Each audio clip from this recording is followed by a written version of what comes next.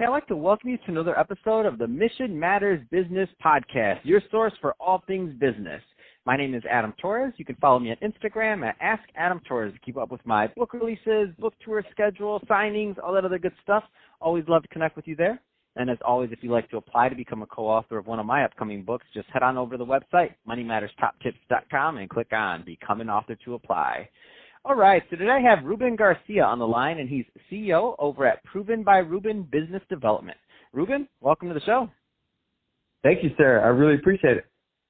All right, so I know you had a lot of success for your clients last year. I mean, an astronomical amount of homes closed and sales. I think it was 130 off the top of my head. So that being said, before we get into that, I want to get into some of the results you're getting for you're helping your clients get, and also the work you're doing. Let's get further though into Proven by Ruben Business Development. Let's talk more about your company, please.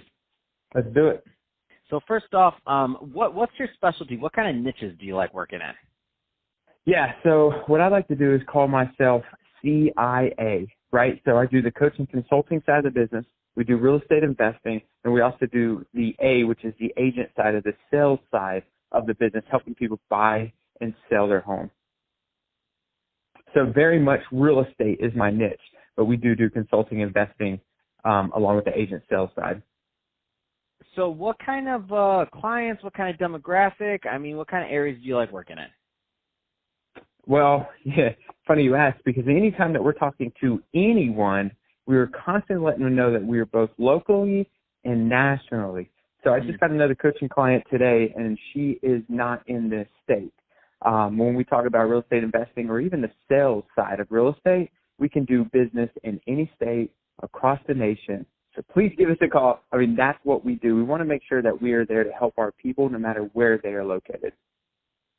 Let's get into a little bit deeper into your coaching process. Tell us a little bit more about that. All right. So first meeting, what we do is we have a conversation about what they want to accomplish, okay? Their goals, and this could be numbers. This could be they want a new house. This could be that they want more time. This could be that they want that vacation home, that brand new car. It really doesn't matter what that goal is. What's most important and what we end up getting down to is what about that goal is important to them. So we go really fast track to what their why is, and then once we find that, we are able to break down the numbers, and then we are able to hold them accountable to the numbers, the business side, and scaling up their business or selling their business down the road so that it can fund their why. But very much our first meeting is talking about their goals and what about those goals are important to them.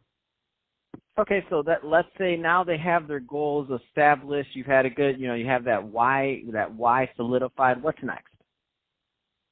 Okay, so did you say they hit their goal? No, they have their goal established. Then what's next after that? They got their why. You went through, you dug, and obviously you have to start there. Anybody that's coaching or doing anything else, if they don't know why their client wants to do what they want to do, it's going to be real hard to help them reach it, right? So now they have that. What's next? Let's go deeper into the process. Yeah, no worries. So right when we do that, what we're going to do is, like I said, we're going to break down the numbers. We're going to figure out all what that looks like. And depending on what their organization looks like, it could be just one person or it could be a team, a firm, which are obviously larger organizations. And the first thing that we want to do is really move into, especially if it's a larger organization, we start moving into what the standards that they hold for themselves and their vision. And then what we'll find is that, there are people that don't belong in that vision, just isn't a good fit. And you'll see more often than not that we have to get rid of dead weight or people that don't really align with the vision that you told me that you wanted to accomplish.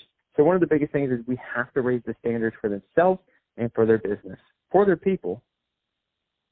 So where do you find, and and I know this is going to vary from client to client, industry to industry, how far along they are in their career or not. What do you find are some of the common challenges that clients have or they're having prior to working with you? What are some of those common themes?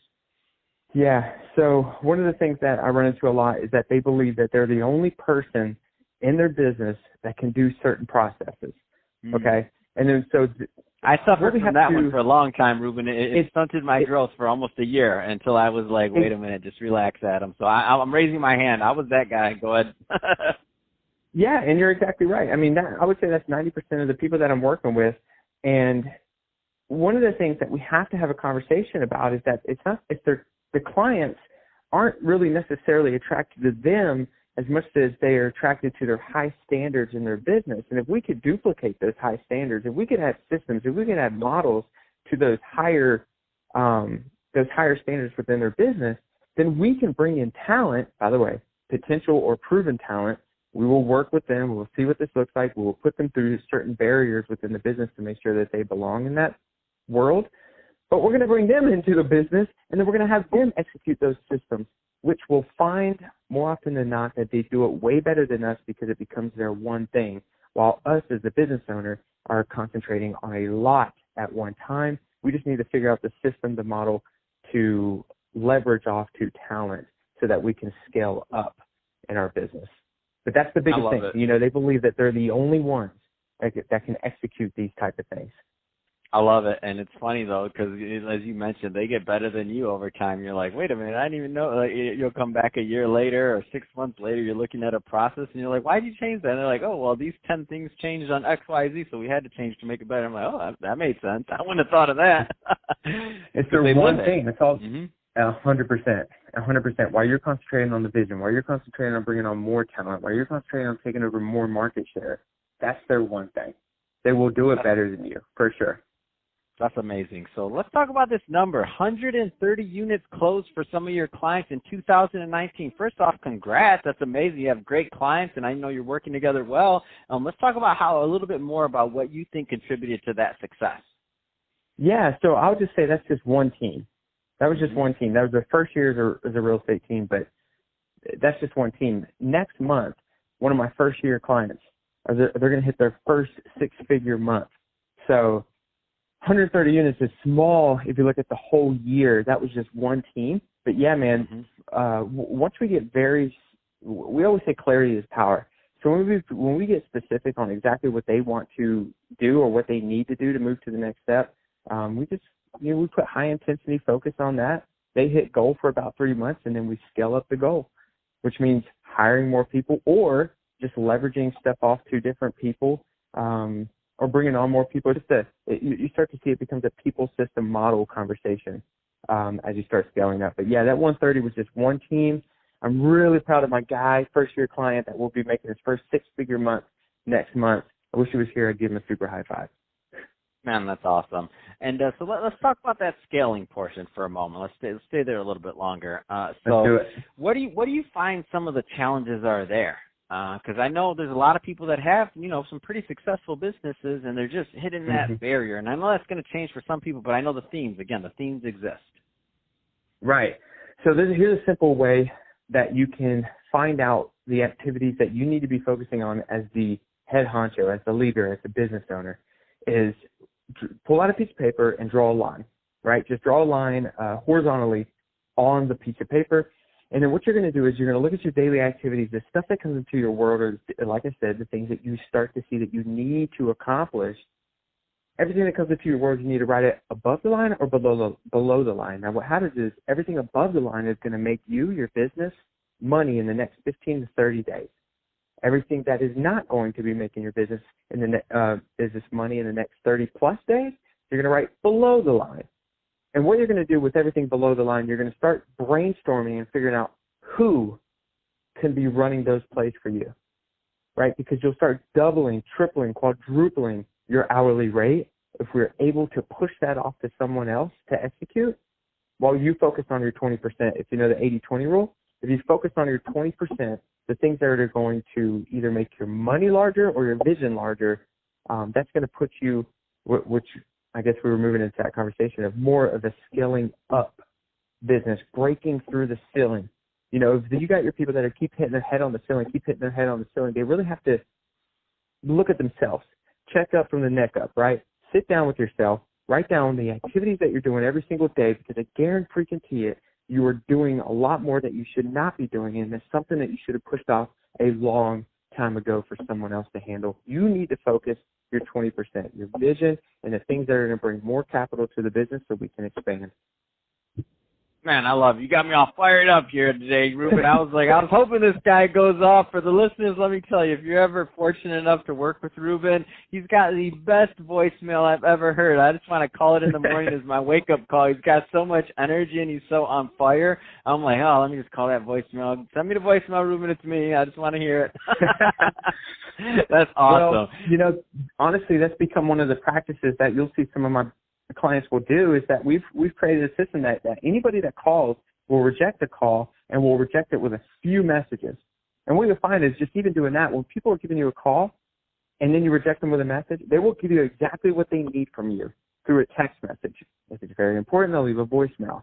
But you start to scale time back into your life. You start to leverage time back into your life by not having conversations that you might not need to be having during the day, but only answering the questions that you need to answer at the time being, because remember, we're focused on your 20%. We're growing your vision over growing your capital.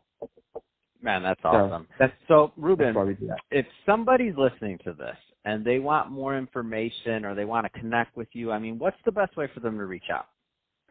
So I am on Proven by Ruben on everything, dude. Instagram, Facebook, LinkedIn, Snapchat, TikTok. I mean, YouTube, the whole gamut. But I will say my main focus is on Instagram. If any of your people want to ask me questions or just they find something that I can give them value, message me or DM me on Instagram, and that'll be the best way to get a hold of me. That's awesome. Well, hey, Ruben, it's been great having you on the show. Always a pleasure. And that everybody that's listening, you better do that exercise today. That right align horizontally. Above it was 30 days, going to make you some money. Below it, not 30 days, you're not going to make money. You got to make somebody else do it. I love it. That was just that nugget alone right there. You could have doubled a lot of people's income that are listening to this right now and that have products to sell. So thank you for that nugget. I'm gonna do that myself. I'm gonna do it, and I'm excited to go through the process. But that being said, thanks again, Ruben, for coming on the show. And to the audience, as always, thank you for tuning in. Hope you got a lot of value out of this. If you did, subscribe to the podcast. Don't forget, and also if you're watching on our YouTube channel, so Mission Matters Business, give us a subscribe there, but let's keep the conversation going. I'd love to hear your tips and tricks or what you're doing for productivity, and also some comments on the show. Let's not let the conversation end here. Let's move it over to the YouTube community. And Ruben, thanks again for coming on the show.